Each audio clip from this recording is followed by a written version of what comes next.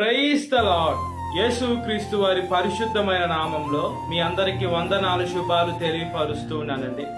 కీర్తనల గ్రంథం 112వ కీర్తన 9వ వచనం. వాని కొమ్ము ఘనత నుండి హెచ్చింపబడును అని దేవుని వాక్యం సెలవిస్తుందండి. దేవుడు మనల్ని హెచ్చించాలా, మంచి పొజిషన్ లో పెట్టాలా, ఆయన సేవలోకి ముందుకి తీసుకొని రావాలని యేసయ్య ఆశపడుతున్నాడండి. కొమ్ములకి మనం దేనిని సాదృశ్యంగా తీసుకోవాలంటే జంతువులకి కొమ్ములు ఉంటాయి. ఆ జంతువులు ఆహారం ఎప్పుడైతే తింటూ ఉంటాయో అప్పుడు కొమ్ములు కూడా కిందకి వెళ్ళిపోతాయి. ఏమంటే తల కిందకి వెళ్ళిపోతుంది కాబట్టి, తల దించుకొని తింటాయి కాబట్టి.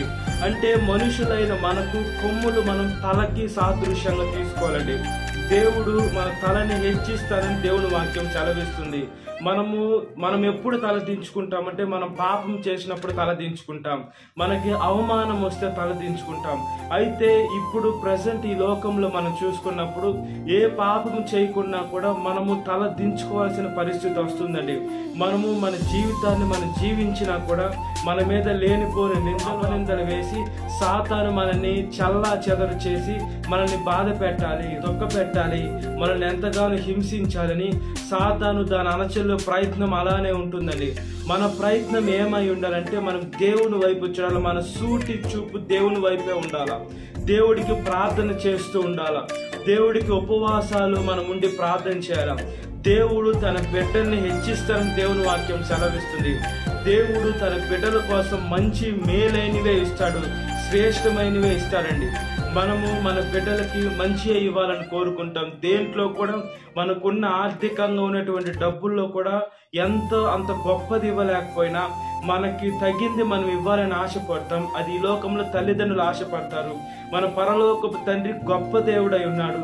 దేవుడికి ప్రతి ఒక్కరు మనసులు తెలుసు, ఎవరితో జతపరచాలా, లేదా ఎవరికి ఫ్రెండ్షిప్ చేయాలా, ఎవరితో ఎవరుంటే వీళ్ళు ముందు క్షేమంగా కొనసాగుతారు అని దేవుడికి సమస్తము తెలుసు. కాబట్టి దేవుడు చిత్తానికి మన జీవితాన్ని అప్పచెప్తే దేవుడు మనల్ని మంచిగా ఒక దగ్గరికి తీసుకొని వెళ్ళి మనకి మంచి జీవితాన్ని ఇవ్వాలని యేసయ్య ఆశపడుతున్నారండి. దేవుడు ప్రతి ఒక్క మానవాళి ఆశపడే ప్రాణాన్ని తృప్తిపరుస్తున్నాడు. మనము దేవుడి ప్రాణాన్ని తృప్తిపరుస్తున్నామా? దేవుడు ప్రతి ఒక్క మానవాళిని ఆయన కుండలికి హత్తుకోవాలి. ప్రతి ఒక్క మానవాళి నా మాటలు వినాలా, ప్రతి ఒక్క మానవాళి నా పరిశుద్ధమైన మార్గంలో జీవించాలని, నేను జీవించే మార్గంలో ప్రతి ఒక్క నా బిడ్డ జీవించాలని యేసయ్య ఆశపడుతున్నారండి. కాబట్టి ఈ లోకానికి వచ్చారు.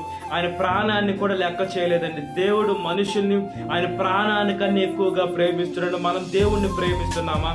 మనకి ఈ లోకంలో కొంతమందికి డబ్బు మీద ప్రేమ పెట్టుకుంటారు, అదేవిధంగా ఆస్తుల మీద, ఇళ్ల మీద, మనుషుల మీద, ఈ లోకంలో వస్తువుల మీద, వీటి మీద వాటి మీద ప్రేమ పెట్టుకుంటారు. కానీ దేవుడైతే మన మీద ప్రేమ పెట్టుకున్నాడండి. దేవుడి లోకాన్ని సృష్టించారు, సృష్టి మీద అంత ప్రేమ రాల. అదేవిధంగా దోతలను చేసుకున్నారు, దోతలను కూడా వాటి కోసం ఎవరి కోసం దేవుడు ప్రాణం పెట్టినంతగా ప్రేమించలేదండి. మనుషులైన మన కోసం దేవుడు ప్రేమించాడు, మన కోసం ప్రాణం పెట్టాడు.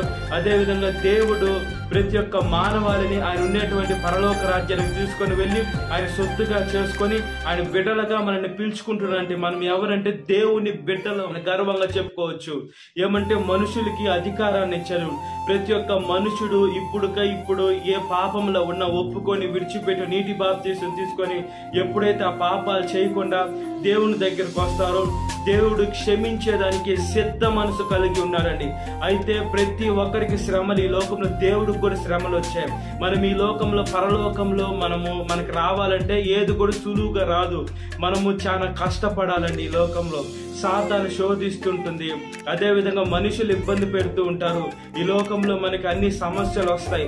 ఆ సమస్యలు జయించి మనం అధిగమించి ఎప్పుడైతే దేవుళ్ళో ఉంటామో దేవుడు మనకి పరలోక రాజ్యాన్ని ఇవ్వాలని యేసయ్య ఎంతగానో ఆశపడుతున్నారండి. ఆ పరలోక రాజ్యం కూడా మనం చాలా కష్టపడాలి, అప్పుడు మనం తృప్తిగా ఉంటుంది.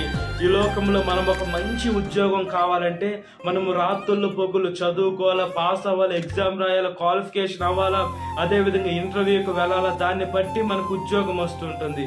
ఈ లోకంలో కూడా అన్ని శ్రమలు కలిగితేనే మనం పరలోక రాజ్యానికి వెళ్ళొచ్చు. అప్పుడు ఈ లోకంలో దేవుడు కూడా మనం హెచ్చిస్తారని దేవుని వాక్యం సెలవిస్తుంది. చేస్తుంది. పరలోక రాజ్యంలో కూడా కొన్ని ప్లేసులు ఉన్నాయండి. మనం ఏ ప్లేస్ ఎంచుకోవాలంటే మన దేవునితోటే మనం ఉండాలా, మన దేవుని కుడి పార్శ్వమున కూర్చుండాలా. అదేవిధంగా మనం దేవుని కళ్ళ ముందు ఉండేటువంటి మనము ఆ కృపను మనం పొందుకోవాలండి. కాబట్టి దేవుడు ప్రతి ఒక్క దూతల ముందు మనకు అక్షయ కిరీటం ఇస్తారు, జీవ కిరీటం ఇస్తారు. కాబట్టి మనం ఈ లోకము పరుగు ప్రయాణంలో ఉన్నాం. మన పరుగును కడముట్టిస్తే మన కొమ్ము అంటే మన తలని పైకెత్తే దేవుడుగా ఉన్నాడు, మనల్ని ఆశీర్వదించేటువంటి దేవుడుగా ఉన్నాడు. ఈ లోకంలో మనుషులు మన తల దించుకునేటట్టు ఇబ్బందులు పెట్టినా మనం భయపడబడలేదండి. ఏమంటే మనం దేవుని బిడ్డలు, ఆయన పాలించే ప్రజలం కాబట్టి మనం దేవుని సొత్తుగా ఈ లోకంలో బ్రతుకున్నట్లుగా ప్రార్థన. మహాపరిశుద్ధాత్మదేవ, మా ప్రియ పరలోకమందున్న తండ్రి, నీ సొత్తుగా మమ్మల్ని జ్ఞాపకము చేసుకోమని అడుగుచున్నా. మీ పరిశుద్ధమైన శక్తిని దయచేయండి అయ్యా. ప్రతి ఒక్క దురాత్మని, ప్రతి ఒక్క అంధకార దిష్టి, పాపపు ఆలోచనలు ఏ మనుషుల్లో అయితే ఉన్నాయో తీసివేయమని అడుగుచున్నాం. ఈ లోకంలో చేతబళ్ళు ఉన్నాయి, వైట్ మ్యాజిక్ అని, బ్లాక్ మ్యాజిక్ అని, వీటికి ఏది కూడా భయపడకుండానయ్యా. ప్రతి ఒక్క మనుషుడు మీ మీద ఆధారపడాలయ్యా. ఏమంటే మీ పరిశుద్ధాత్మ, మీ సహాయం మాకుంటే ఈ లోకంలో ఎన్ని చేతపనులు చేసినా, ఎన్ని చిల్లంగ పనులు చేసినా, ఎన్ని దిష్టిలు పెట్టినా, ఎన్ని నిమ్మకాయలు, ఎన్ని మిరపకాయలు వేసినా, ఎన్ని జుట్టేసి ఏమి చేసినా కూడా అయ్యా మీ తోడు మాకుంటే ఏమి కాదయ్యా. ఏమంటేనయ్యా మీరు జీవనం కలిగిన దేవుడయ్యా.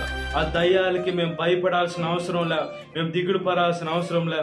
ఏమంటే ఈ లోకంలో ఉండే వాటికంటే మాలో ఉన్న దేవ గొప్ప దేవ, మా శరీరంలో ఉన్న దేవ అదేవిధంగా మా శరీరము మీ ఆలయంగా మలుచుకుంటున్న దేవ, మీ పరిశుద్ధాత్మ శక్తిని ఇస్తున్న దేవ, మీరు ఉండేటువంటి పరలోక రాజ్యంలో మమ్మల్ని కూడా తీసుకుని వెళ్ళాలని చూస్తున్న దేవ, మీ ఆత్మ సహాయాన్ని ఇస్తున్న దేవ.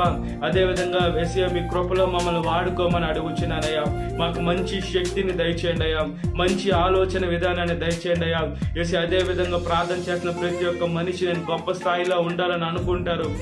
మనుషులు ప్రయత్నాలు చేసినా అది కొన్నిసార్లు కుదరకపోవచ్చు, కొన్నిసార్లు కుదిరినా కూడా అయ్యా వాళ్ళు ఈ లోకంలో సమస్యల ద్వారా అనేక మంది ఆత్మహత్యలు చేసుకుంటున్నారయ్యా, అనేక మంది హత్యలు అయిపోతున్నారయ్యా, అనేక మంది హఠాత్తుగా చనిపోతున్నారయ్యా.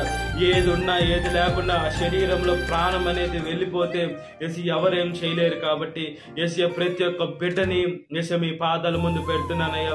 మీ వాక్యం అయ్యా నా పాదములకు దీపమై ఉంటుందయ్యా. యేసయ్య నా త్రోవకు వెలుగై ఉంటున్న మీ వాక్యాన్ని బట్టి స్తోత్రం అయ్యా. మా ఆలోచనని పరిశుద్ధపరచండి, మా జీవితాన్ని పరిశుద్ధపరచండి. మేము చేసే ప్రతి ఒక్క మాటల్ని కూడా పరిశుద్ధపరచమని అడుగుచున్నానయ్యా.